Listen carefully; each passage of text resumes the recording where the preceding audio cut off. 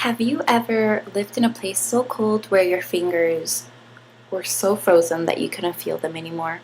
Or when you had to wake up an extra 20 to 30 minutes just so you could start your car and make sure that it was working? Well, if you haven't, that's because you've been way too spoiled. Hi, my name is Jane Lee, and I am 24 years old.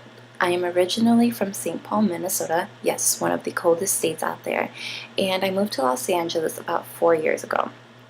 Today, I will be talking about three important factors that contribute to who I am today. That's my family, my favorite hobbies that I love to do, and my educational journey. My family has always been the biggest support system. I come from a family of four brothers and three sisters, almost like the Brady Bunch, but add two more, me and my younger brother. I am the seventh child and the baby girl, which most would say I'm very spoiled, but I think my younger brother is way more spoiled. I am very blessed to have such a big and loving family. I'm very fortunate to have parents who allowed me to explore outside of my cultural background. Coming from an Asian family, there are higher expectations for girls, and the rules are more strict. Though my parents were and still very are traditional, they still saw both sides to holding true to the culture, but also expanding our knowledge to the outside world, which consisted of school activities and school sports that has led to become some of my favorite hobbies. Two of my favorite hobbies to do are play sports and cook. I love playing tennis, badminton, and volleyball, and I was a varsity player throughout my high school years. I also love playing flag football as it gives me the opportunity to show my skills and my athleticism and also let the guys know that, hey, I can play a sport just as well as them. I also love to cook. I used to hate cooking when my mom would force me to cook when I was younger. She said she was preparing me for my future as a housewife.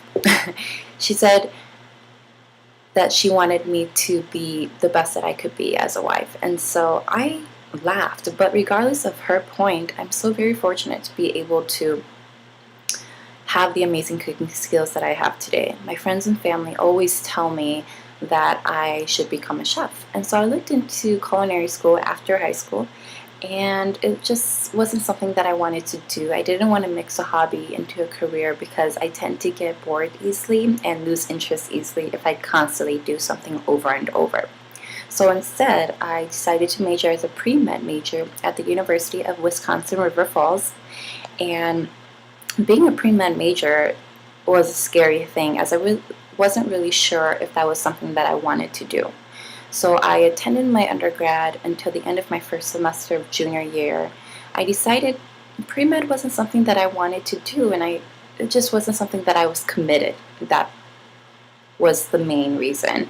And I was also very distracted with family and friends and the college partying life, as I did live on campus, but I was still close enough to drive back home. And I just needed to rediscover myself. So I was beating myself down a lot about how much of a failure I felt wasting 2.5 years of school. I then moved to New York where my boyfriend was attending NYU, and I just felt like maybe there was an opportunity for me there. However, after spring, when he graduated, we both decided that we wanted to move to Los Angeles. Los Angeles has opened my eyes up to many opportunities.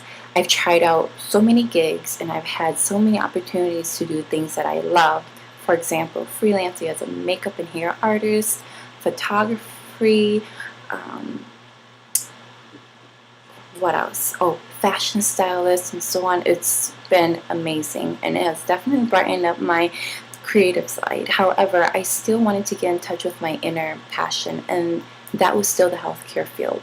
I interned at the Ronald Reagan and the Santa Monica UCLA Hospital, shadowing nurses and doctors and even assisting them with procedures. I was able to experience the nurse-to-patient interaction, and I knew instantly that that was something that I wanted to do for the rest of my life.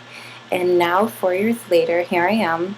After my dropout incident, I'm back in school pursuing my dream as an RN, and hopefully in the future I can obtain my nurse practitioner's license.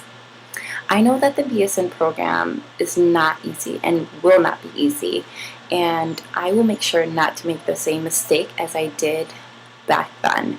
Fortunately, I am living away from family and friends, which will allow me to focus entirely on my education. Although living in the States away from them, I'm still very fortunate that I have the kind of support that my family gives me. When I feel like breaking down, they're always there to lift me up. And I'm also very grateful for my parents for allowing me to break out of my cultural shell and let me explore many activities that are offered. And that has led to some of my favorite things that I love to do today. Otherwise, I would be a very boring person. And last but not least, I'm very grateful for the journey I have encountered when it comes to my education. Every right or wrong that I've made has led me to where I am today, and I wouldn't regret or change a thing at all.